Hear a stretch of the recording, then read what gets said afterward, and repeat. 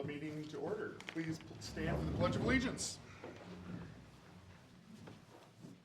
I pledge allegiance to the flag of the United States of America and to the republic for which it stands, one nation, under God, indivisible, with liberty and justice for all. All right, ladies and gentlemen, thank you for attending the meeting here on October 14th, 2025. As we go along here, we need the approval of the agenda for this evening. Are there any amendments need to be done? I have none, Mr. Mayor. All right, we'll need a motion to approve the agenda for this evening. I'll make a motion to approve the agenda. Second. We have a motion and a second. All in favor signify by saying aye. Aye. All opposed, same sign. There are no public hearings tonight. On the consent agenda for tonight, we have the approval of the minutes from the regular council meeting held on September 9th, 2025. Approval of claims to be paid. Accept a letter of resignation from part-time officer Mitch Tolzman. Accept a letter of resignation from full-time officer Luke Wilson. So we need a motion to approve the consent agenda. Make a motion to approve the consent agenda. Second. We have a motion and a second. All in favor signify by saying aye.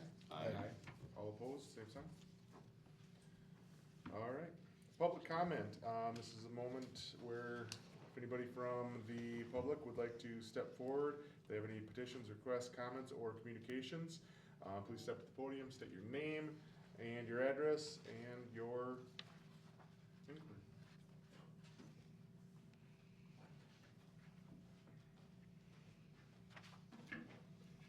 Colin Scott, 10 North Lexington Avenue, here in Lee Center, Minnesota. Hi, Colin. Yep. Hey, Colin. Hello, Hey, Colin. Council Mayor. Well, thanks for letting me talk tonight. I just got two things. The first one is, on behalf of Lee Center Public School, I'd like to thank the chief and his team for supporting the school patrol and the school itself in helping us to be able to direct traffic and avoid accidents. And it was a little tough at first, but with some signage and some police encouragement, parents and caregivers have adopted to having traffic flow one way just for the safety of anyone coming on our campus. So we really appreciate that, and things are going very smoothly, and we hope it continues to. My second thing, as I looked on your agenda, it was weird that I saw the leash law for pets. That's kind of what I'm bringing up, and I just wanted to get some clarification and try to understand the leash law. As I read through it, it said if the person's dog is healed, and I'm assuming that means next to them. I think most leash laws in cities, you have to have your dog on the leash so that you're in full control. You know, I know some pet owners say, well, my dog won't do anything unless I tell it to, but I'd rather not find out the hard way. I'm wondering, are you guys looking to update that to make having a leash, having the owner have their dog on a leash at all times when it's running around, when they're running around with it at the park or in the streets or wherever? Or are you planning on keeping it the way it is? I'm not against dogs, but I'm around a lot of kids, and a lot of people use the school, and you have the dogs running around. You know, you don't know.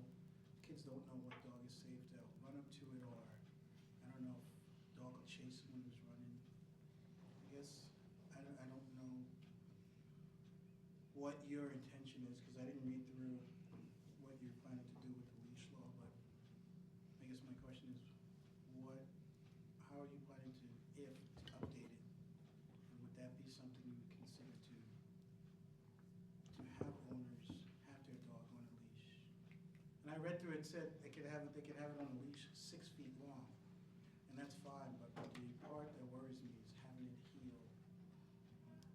I don't know. Mayor, if I could Go ahead. say something. So typically during public comment, it's not a direct dialogue, but I will say the agenda you were referring to was in our workshop held before this meeting. And that's a correct statement. That was on the agenda to talk about.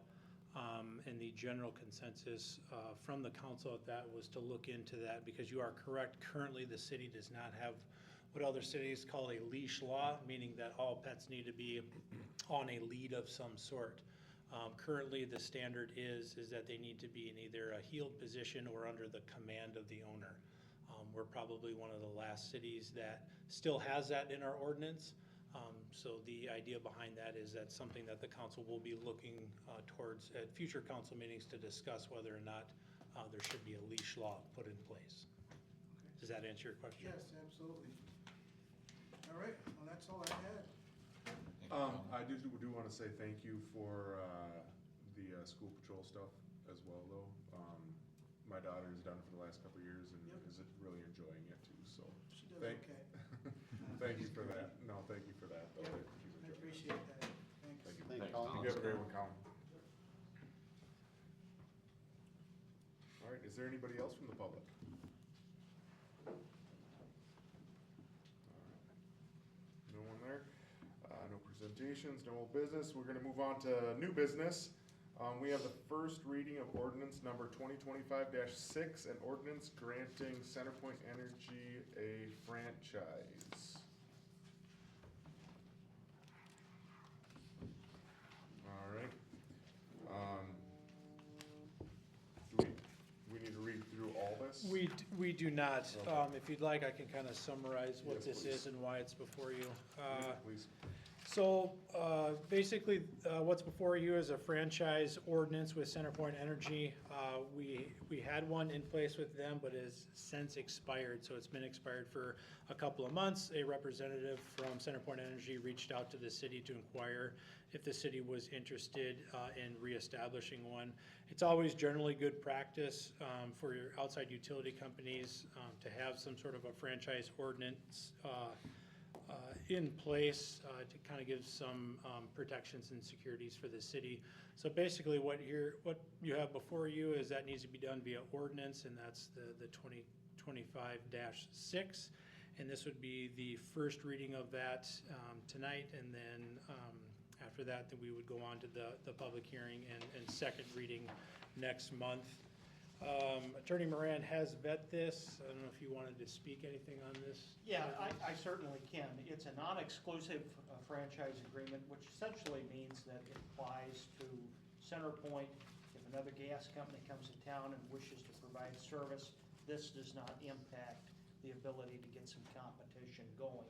It's non-exclusive, meaning you can have as many gas companies operate in Lee Center as you want. It is a good idea, however, to have franchise agreements with each and every one. It's 20 years, which is the statutory standard. So for the next 20 years, unless this is terminated or amended or modified in any way, this franchise would continue in full force and effect. 9 times out of 10, they're 20 years in duration. They have to apply for permits to operate in the city's right-of-way.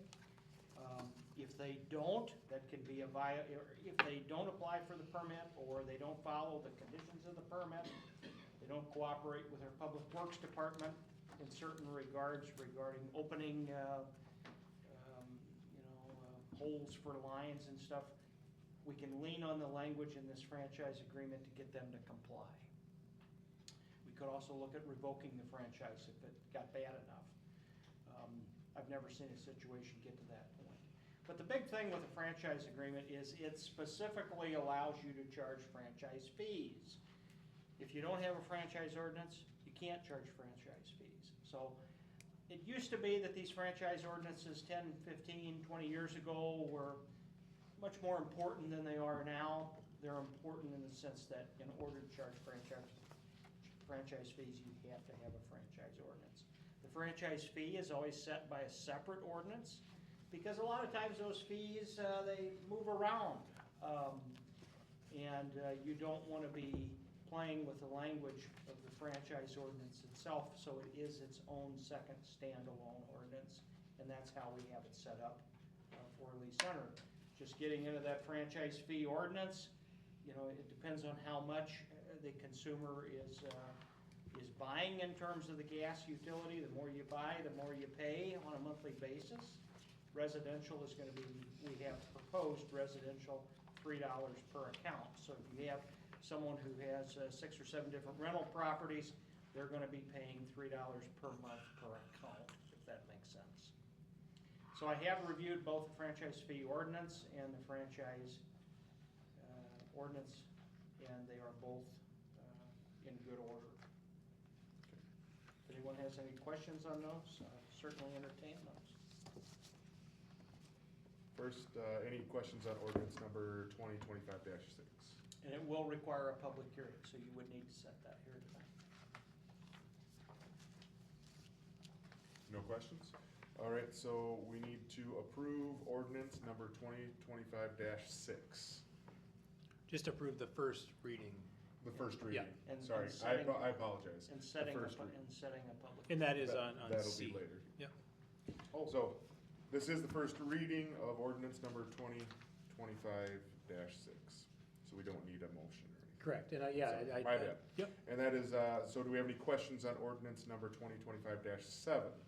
An ordinance implementing the gas energy franchise fee on CenterPoint Energy, which Attorney Moran has just went over as well. And that's an ordinance implementing the gas energy franchise fee on CenterPoint Energy, Minnesota Gas, for providing gas energy services within the city of Lee Center. Guess the only thing that I'll just kind of bullet up here so everyone's fully in the know is it is payable per month per account. As I just mentioned, somebody has 10 rental properties, and it's gonna be $3 per month per account. It doesn't necessarily follow the owner, it follows the property. Okay. Do we need to state those? We do not, they're contained in the ordinance. Okay, perfect. The only reason I mentioned residential is because that's what you have the majority of. Correct. Thank you. All right, so that is the first reading. So now we do need to set a public hearing for ordinance 2025-6 and 2025-7. And we would like to do that on November 10th, 2025 at 7 p.m.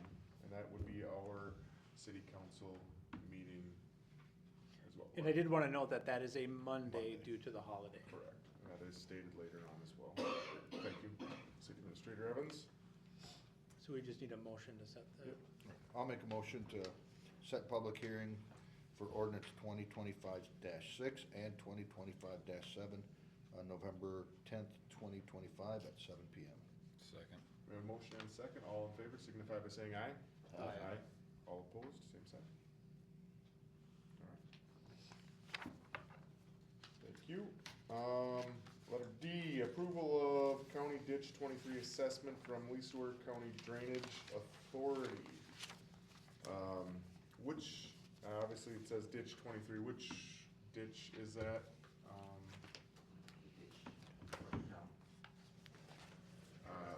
Sorry. Dan? Yeah, that is the ditch north of town.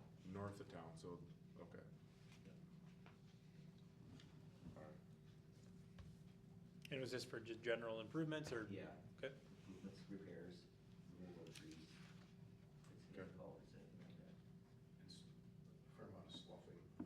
what's that? The sidewalls of the ditch Okay, will sometimes slough down, they'll call sloughing, Yes, because okay. they fail. And that especially happens if it holds water for too long. So if we look at the years where you get a lot of water that sits in the ditches for quite a while until it rains, then sometimes that grass that's on the sidewalls dies out. dies, and then you're susceptible to sloughing. Okay. Gotcha. Alright, Motion to approve on that. yep, I'm just, yep. Alright, we need a motion to approve, the County Ditch 23 assessment from Lee Sewer County Drainage Authority. I make a motion to approve the county ditch 23 assessment from the Sewer County Drainage Authority. Second. There's a motion, a second. All in favor signify by saying aye. Aye. All opposed, same sign. All right. Moving on to letter E, approval of resolution number 2025R, a resolution authorizing the discontinuance of the network detection and response, NDR, server previously used for public access channel operations. City Administrator Evans, can you describe, detail why? Yes, so basically, all of our city council meetings have been recorded and then they've been put on this server to put on the public access channel. And this has always been operated by TCU. And what's happened is this server was a Midco server and been in operation for a long time. And after talking with the IT director at the school, the server is at its end of life. And they no longer have any techs that are able to do any maintenance to it and or operate it. So we're pretty much at the end of life of the server. So what does that mean? Well, basically we will continue to record our meetings, but the only way that that's going to be viewed now is via YouTube. Which is what the school has done, which is just one of those unfortunate things. It's always good to keep it on public access if we can. But after, talks with there, we just, the server's non-replaceable. What could be, for an absorbent amount of money, and likely wouldn't benefit that. So the recommendation from staff and TCU, because they don't have any way to operate it, would just be to have it at end of life and just have it available on YouTube. So what would a new server like that cost? We didn't even look into it because the school district doesn't have anybody to maintain the software, Okay, or to maintain it and to run it. so not just that one Yeah. that's there now, but just Right. any. So currently, right now, we have a contract for an individual to come in and record these meetings, and they don't even have access to the school because it needs to be done by a school employee. So we're even limited in that capacity. And then we have a link within our city webpage for people to. Yeah, great, thank you for bringing that up. We do. If you click on the minutes tab, minutes and agenda tab on the website, you'll be able to click on the link and it pulls it right up in YouTube. So anybody that would like to watch, it is right there for you still, not just on Midco, where if this passes, it will no longer be there. So, all right, any other questions for City Administrator Evans? No? All right, then we need a motion to approve resolution number 2025R. I'll make a motion to approve resolution number 2025R, a resolution authorizing the discontinuance of network detection and response server previously used by the public access channel operations. Nice second. We have a motion, a second. All in favor signify by saying aye. Aye. All opposed, same sign. All right. We have, need an approval for the resolution number 2025S, a resolution authorizing submission of a grant application to the Minnesota Department of Natural Resources Relief Program. This is between $100,000 and $125,000, and this would be for the City of Lee Center to commit to carrying out the approved project scope in accordance with the grant. And what projects do you see with that, City Administrator Evans? So right now, myself and Dan Seinborn are kind of scoping out the grant and what it's gonna entail. It's gonna be due in a couple of weeks here.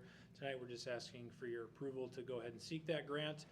It is a non-matching grant, so that basically means it's gonna be, whatever we get would be 100% on the donor. The city doesn't have to match any funds. So it's a good grant opportunity. I will note that the way the DNR came up with their priority area, I think bodes well for the city of La Center, and majority of the community is within the scoped priority area. So I think there's a decent shot at us being able to get this grant. Primarily what we're going to use this for is going to be ash trees in kind of the scope with emerald ash board and try to minimize the damage that that's going to eventually cause the city and replace some boulevard trees and also trees in our parks. Right now, staff is kind of scoped out with a tree inventory through Bolton and Mink that we'd get paid for by the grant, and also we would do a maintenance program established by Bolton and Mink, but again paid through by the grant. And then we would look to get as many trees as we could replaced and stumps ground out and replanted, and staff's gonna propose to do the replantings themselves and try to probably get it around the 100 and 125 mark. I've looked at other grant recipients in the past from other communities, and cities of our size that kind of meet that criteria, we're kind of around that ballpark for getting funded. So the DNR was pretty adamant to only ask what you're gonna use, and staff feels that that's an appropriate use of DNR funds. So that's what this grant is here tonight, seeking approval for that. Does anybody have any questions for City Administrator Evans? What is the process that we have to go through for that grant? It's a written grant, so there's, in their scoping documents, there's quite a number of things that we need to meet for as far as standards and making sure we have different things in place, fiduciary responsibilities, things of that. And that's something that myself and Steinborn are gonna be working through to get everything we need to get done, and then submit that. There's budget documents that need to get submitted. They wanna know your management plan. And then that's also gonna be working with Bolton and Mink to establish those things that are needed within the grant too. Because right now we don't have a tree inventory. We have a great GIS platform that we already built out, but we don't have a tree inventory layer. So that's a part of the grant, getting that done. And a tree management plan we don't have, but that grant will pay for that, and that's a part of the documents. So it's a lot of work on staff to get this done, but I think we have a high probability of getting those funds, so I think it's worth doing. Does anybody else have any questions? I know I asked that once and I did ask the question, but does anybody else have any questions on that? No? If not, we need an approval to, a motion to approve resolution number 2025S. I'll make a motion to approve resolution 2025S, resolution to authorize submission of a grant. Second. We have a motion and a second. All in favor signify by saying aye. Aye. All opposed, same sign.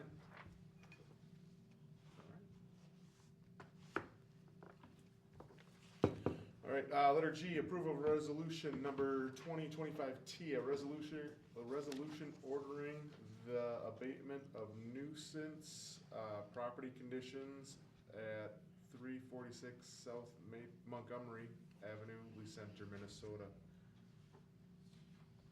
Council, before you tonight is a resolution, as the mayor indicated, authorizing the abatement of a nuisance at that subject property. Essentially, the city has filed a public nuisance complaint in criminal court against the property owner. That did not generate sufficient response. It's now come to the point where we essentially need to clean the property up. It consists of an abandoned vehicle on the property, along with a large amount of vegetation, bushes, trees, shrubs, basically just growing uncontrollably on the property. I would say that the police department has tried to work with this property owner to no avail. They've essentially abandoned the property. I believe they're living in Wisconsin. So it's to the point where the city should come in, impound the vehicle. Under statute, we have to impound it for 6 months. We would do that. And then we would hire a contractor to essentially remedy the situation. This resolution authorizes that action, and also, more importantly, puts the property owner on notice that we'll be assessing those tow, impound costs and abatement costs for the vegetation. We'll be assessing those against the property itself. Those will go on the tax rolls. Once we've determined those amounts, you'll be passing a formal resolution to put those costs on the subject property, probably in November, maybe December. Probably gonna be sometime in November though. At that point in time, then they'll go on the tax roll. Property owner, if he doesn't pay the taxes, then at some point it'll slip into tax forfeiture. If he does pay the cost, mission accomplished. So But the first step in that entire process is the passage of this abatement resolution tonight. It does not require a public hearing. Well, I think the first steps were already done by our police department, that you guys have been doing a great job with that too, by the way, so just make sure you guys realize that. And you've worked with many of the citizens that have had troubles, so thank you. Obviously, this has been a tough one to work with, so. Any questions for Attorney Moran or City Administrator Evans or Chief Over? No questions? And this is part of us trying to keep our city looking good, too. Yep. So, I'll make a motion to approve resolution number 2025T, resolution ordering the abatement of nuisance property conditions at 346 South Montgomery Avenue. we have a motion Second. and a second. All in favor signify by saying aye. Aye. All opposed, same sign. Thank you for doing that. The next step, of course, is going to be that we'll hire a company to tow the vehicle and start the cleanup. And like I said, in November, we'll be assessing those costs by separate resolution. Thank you. No, thank you. Attorney Moran? All right, letter H, approval of joint powers agreement for group employee benefits and other financial and risks management service. City Administrator Evans, can you discuss more for the public? Yes, we talked about this a little bit in workshop, and basically this is a boilerplate agreement, joint powers agreement for us to join South Central Service Cooperative specifically for their health consortium to open up better opportunities for more cost-effective healthcare options for our employees. So as you have in front of you, this just gives us the framework to kind of get started in that process, and kind of move the chains a little bit to start vetting out consortium amounts and possibly look at switching from Blue Cross Blue Shield to Medica. And this is kind of the first step in that process. So tonight I just ask that you approve this joint powers agreement with the South Central Service Cooperative. Mr. Mayor, I have reviewed it. It's standard, fully appropriate. The good news is if you guys are unhappy with the service or you want to switch lanes, all you have to do is provide a 90-day notice to get out. Okay. Otherwise, it looks good. And everything pretty much stays the same for our employees and everything? That's correct. Any prospective plan that we would choose would be very mirror image of the current two plan offerings that we have.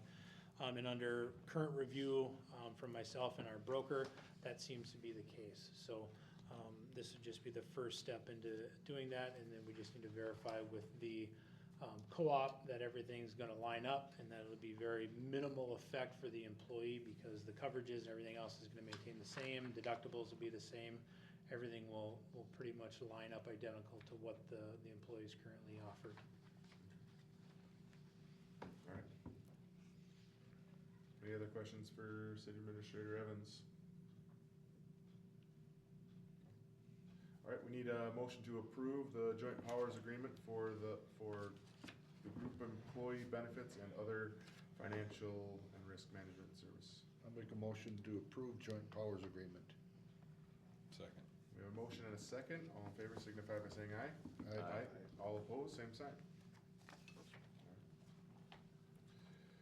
Letter I, City Hall Holiday Office Closure Requests, page 48.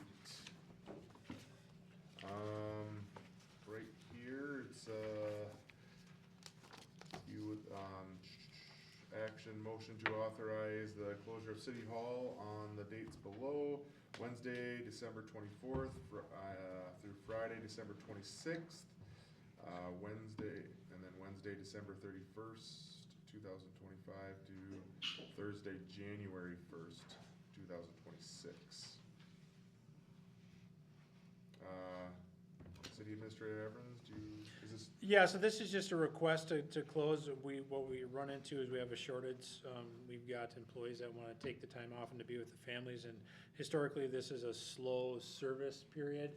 and we don't get a lot of traffic within City Hall. Other cities kind of do this, private companies do this where they close down, and basically this is just going to be the Wednesday and Friday after Christmas, and then the Wednesday before New Year's Eve, so just kind of closing between those span. Emergency services will still be in operation, the police department will still be here, and then Public Works will be responding to any emergencies if necessary. This is just requesting holiday closure for City Hall staff. What have we done in the past?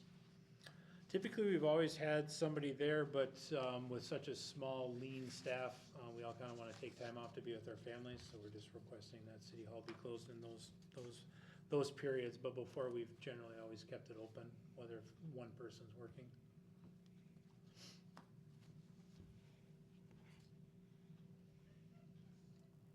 I think it's a brilliant idea, a great idea for them. I mean, I mean, that's what I'm looking for. So these employees would take PTO time for the days that they're not. Yeah, working. city's not paying for it, the employees are using their own vacation. Right. I make a motion to approve the City Hall holiday office closure request. second, There's a motion and a second to approve the City Hall holiday office closure requests. All in favor signify by saying aye. Aye. All opposed, same sign. All right, moving on to reports of departments and organizations. Planning and zoning, Mr. Block. Good evening, Mayor and Council. Nothing new to report, unless you have any questions for me. Fair enough. Anybody else have any questions? No meetings coming up that you're No. expecting or? No, the one that we were talking about that was kind of dropped on my desk the day before last month's meeting, they just found a way to comply with the facade requirements. Okay. Go from there, so no need for the meeting in that case. All right, thank you, Corey. Thank you. Thank you. Liquor store report, Ms. Fickla. Good evening. Thanks, You all right? Tom. September 2025 sales were $99,796.99. Our August gambling was $6,605.69. Our September CNN sales were $444.54. Then below you'll see our revenue sources for the month. In September, we obviously started off with the Vikings football. We had live music and we had a comedy show. And then so far in October, we've had quite a few different things. We had a live K-check show, a band, an anniversary party. We have 4 dart teams. We've done a couple of different church festivals. And then we have quite a few different events coming up in October. This Thursday, we have a pizza, puzzles, and pictures at 6 p.m. We have a pepper tournament on Saturday, October 18th at 1 p.m. We have Somer Karaoke Sunday, October 19th from 5 to 8 p.m. We have live music by Trent Shaw on Friday, October 24th. And we have a hot dish contest on Sunday, October 26th. And then we have a Halloween bash with DJ Kern Brothers on Halloween. Otherwise, we added a couple more TVs for our football games and people really like that. Otherwise, I don't really have much more to report. Any questions? Thank you. All right, thank you, Becky. We have the police report. Chief Over. Good evening, all. Good evening. How are you doing? Fantastic, you? Love it. Loving it. For the month of September, the city had 245 calls for service. Brings us up about 38.5% over last year at this time. 2,072 miles patrolled. And I know the hot question all the time that I get hit up on in public is about the public nuisance properties, and as Attorney Moran can attest, we are citing people now after dealing with them all summer. So that's where we're at. Thank And you. this public nuisance, this is gonna take a couple of years before it really flushes out. I will say that word has gotten out. And I'll also say that I think your department has done an excellent job on trying to head these off at the pass before they get to me. We've kind of used the court process as basically a means of last resort. And certainly what we did here tonight by doing the abatement, that's fairly extreme. So hopefully we don't have to do a whole lot of these. Yeah. But there are some that definitely do demand some attention.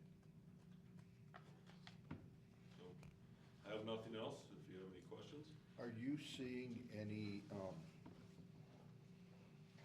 tampering with vehicles reported? Only on Facebook. That's Well, what I I've was- had one. Well, yeah, I saw the one, but then I saw so many people saying, well, I had this gone through and this gone through, and I just I've heard of vehicles being moved in town from Facebook, but nothing was reported. nothing's ever reported. Okay. The only one that I had was a rock was thrown into a windshield. Other than that, it's people need to call and have the police respond to these things. We can't do anything about it, learn about it on Facebook. And your coverage is And helpful Mitch, on that. when they call you, should they call the police number or? Yeah, they can call the police number, they can call the 4440 number, they can call 911 if they want. If it's like I've heard on Facebook of people banging on windows in the middle of the night. If that's the case, call 911. We don't know if it's kids or an adult or something serious. So yeah, just call. It's our job to respond. Okay. Any other questions for Chief Overton? Have you found, we had a few people resign. Do we have anybody looking at? One I have on my desk. Another one is supposed to be putting in an app this week. We did have another applicant. So we've had 3 total. And I'm not sure if any are full-time, Okay. but at least get some more part-timers in. Okay. You know, unfortunately, Lee Center's a stepping stone. They're gonna come here, they're gonna get the training that we offer, they're gonna suck up our funds, and then they're gonna go on to somewhere else. That's just a stepping stone, and it's a sad thing to see, but it's common. Prior to this, I ran a correctional facility, and I went through it with people that were in corrections, stepping up to go to the road deputy position. Things like that happen in this profession. Who's covering the full-time hours, your part-timers right now? Sam Ranta really stepped up. Yep, we readjusted the nighttime schedule, and Sam is working, covering the 7 to 7s on Thursday, Friday, Saturday. Wow. Yeah. He's a huge asset. Any other questions? Thank you, Chief. All right, thank you. Thank you so much. All right, Public Works Report, City Administrator, sorry. Public Works Superintendent. Thank you, Yes. Public Works I'm not the Superintendent. administrator. I apologize. Good Sorry. evening, council and mayor. City staff, next week we'll get ready to close up the park bathrooms. It's that time of year. And Okay. we will take the football field apart and get ready for baseball in the spring. Last week out at the wastewater plant, we hauled our annual biosolids for the year, the whole year of storage. And we applied it to our 10 acres, a 10-acre section out at our 80-acre field that the city owns. That went well, took us 4 hours and we were done. So that goes pretty fast. Just reminded everybody that we're sweeping, getting the leaves picked up, and the leaves do go down on Ottawa Street on the west side of the city shop. So if people want to take their leaves down there, it's open all the time, next to the brush pile. So, other than that, Question for you about, going back to that grant, sort of. The ash borer, have we seen a lot of effects from the emerald ash borer disease? you can see that the trees are starting to show signs of that. A lot of the ash trees are starting to die. Okay. So, actually seeing the ash borer, not yet, but I think it's coming pretty quick here. You'll see it in the tip top of the canopy. Yeah. The That's tops where of they the trees are start. dying. We have some that are dying. I think next spring's gonna look different. Okay. So, I think if we can get some money to help with it. Others think it's pretty expensive for us just to take that off. Yeah. Okay. Well, thank you. Any other questions? No more questions? Thank you, Dan. Thank you. Lee Sewer County Commissioner updates. Commissioner Chrysler. How we doing? Good. It's good. So, Mayor and Council, just a couple of things. First of all, I want to start with the county prelim levy, and that was set, and it's important to remember that's the prelim, and so you'll get a notice that will come out to you here in November, and then spelling out more of the details of it, and obviously within that, depending on where you live, you may have township, city, county, and then school district will all be laid out in that. So the prelim levy that was approved, and really the prelim is no different than what you go through. It's the ceiling, right? You can bring it down, but you can't go above it. That we set for 2026 is at 5.4%. Okay? Now, to give you an idea though of where kind of the rest of South Central Minnesota counties are, I'll just read through a quick list so you kind of see where the comparisons are. So Freeborn, their prelim levy is at 15%. Martin, 9.7. Brown, 8.99. Blue Earth, 8.5. Faribault, 6.7. Waseca, 6.2. Watonwan, 6. Lesueur, 5.4. Sibley at 4. Okay, so that gives you an idea of where neighbors are, and especially counties that are a lot more comparable to population. So obviously I didn't put Rice, I didn't put Scott in that comparison. So we do have some time between now and December 2nd when we'll set the actual final levy and see kind of what ends up happening. So far, we've not seen a lot of effect from a standpoint of the federal shutdown, except some of that is going to start. And when I say that, we just got an email today from the state that starting tomorrow, that we are not to accept any new applications for the SNAP program. Okay, so some of you may remember it as food stamps, but SNAP is the what's referred to now. And that the feds will run out of money in that program end of the month. Okay. So starting tomorrow, we won't take new applications, not be already in the system. That keeps going basically until either the federal government reopens or it starts back up into business again, or we get to the next 2 weeks and we see what happens then at that point in time. I would say there's starting to be some other effects, not directly on the county, but on residents, and I would say especially on farmers, because the Farm Service Agency right down the street here is shut down, and so that affects loans. That affects people if they ended up having guaranteed loans through the Farm Service Agency, to where the if they have if a farmer has one of those loans, the farmer's name's on the check, plus the FSA office is on the check, and each has to sign off on it. If they're not open, they can't sign off on it.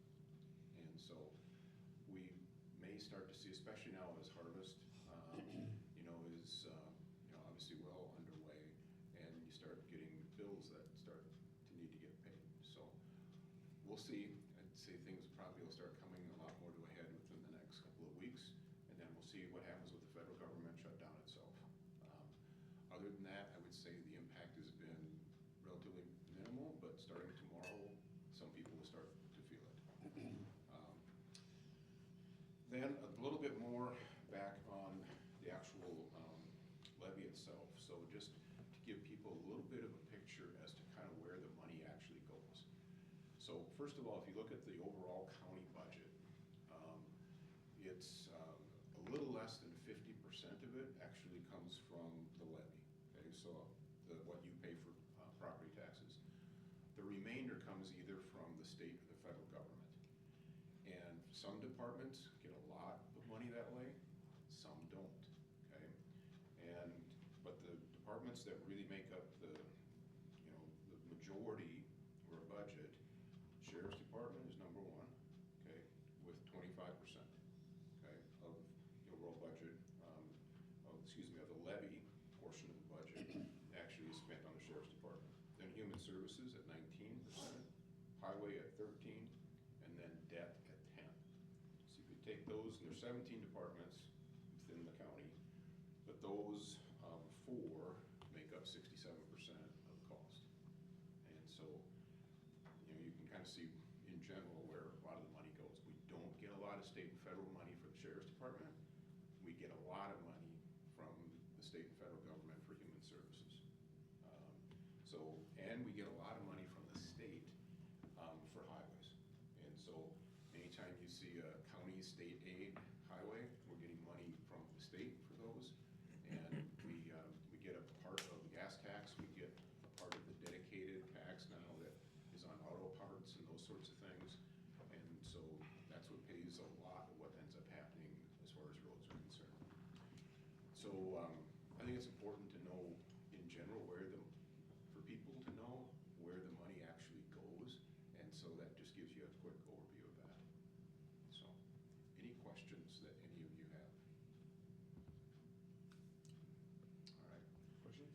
The only last thing I'll leave you with is that with the comprehensive land use plan, on the 30th of October, there'll be an open house at the 4-H building that afternoon. And then actually that evening, we're gonna have something specifically for all the townships, because that's who it really affects more than the cities, because obviously you have your own comp plans and your own planning and zoning. So, but make sure and take a look at the maps. The maps are out on the website, Environmental Services website, just to make sure that the conversations that you had with Bolton and Mink on where you think things should be are reflected in those maps. Okay, so just take a second. And ours are, I have reviewed them. Perfect. All right, excellent, I appreciate that. Because I think it's just good to double check the work and make sure that we haven't inadvertently done something. Okay, excellent. Otherwise, that's it. All right. Thank you. Thank you so much. Thank you. Have a good one. And I probably, since you moved to your date on that, your next meeting, I've got a conflict for that one already that I'm speaking at, so I won't be at the next one. All right. Okay, Thank you for letting me know. thanks. Letting us know. All right, moving on to the administrator's report. City Administrator Evans. Okay, just 3 updates here. I did want to also comment on the federal shutdown. That does not have any implications for us directly. We're not involved in any federal loans or grant dollars that were given. I do know some counterparts that have been, and they have been affected by this, but we are not. Kind of on the IT realm, Windows 10 is coming end of life here at the end of October, and the city had a handful of desktops, laptops. I think there was 3 in total that we had to replace out, and that is done. And then everything is upgraded to Windows 11 so we can maintain our security in that realm. And then I did want to touch on Minnesota paid leave. I've gotten the Council of Governments to start drafting some policy revisions within our personnel handbook that's going to touch on the Minnesota paid leave law and what cities need to do. We got various postings that we're going to have to do and work through with our employees, so we're just going to kind of start that policy now. And last time we spoke, we're probably going to lean more towards going with the state plan for now. I know I commented on looking at private plans. Likely the rates are going to be very similar, and with subject to change in the next legislative session, I think it's going to be easier to maintain a state plan. And then we don't have outside reporting to do above and beyond what we already report for our unemployment. So that's probably what we're gonna go, and we can always change that. If the state increases the rate, we can always look into it but for now, I'm just gonna kind of recommend that we go with the state plan, let this get flushed out, get a policy together, because there's very liable to be some changes going on. So that's all I've got. Awesome. Any questions for City Administrator Evans? All right, moving on to other business. Any council reports that we have? Any meetings that you've been to? Nothing? Okay. All right, moving on to letter B, reminder, the November regular meeting will be held on Monday, the 10th, because of Veterans Day. So if we can put that in there, that's at that 7 PM. Any questions on that? Tom, you did back from hunting? No, I won't. Okay. Administrator Evans let him know that I will be gone next month. Okay, I'm not going up there this year, so I'll be here. All right, if there's nothing else, I'll entertain a motion to adjourn. I'll make a motion to adjourn. Second? We have a motion and a second. All in favor signify by saying aye. Aye. All opposed, same sign.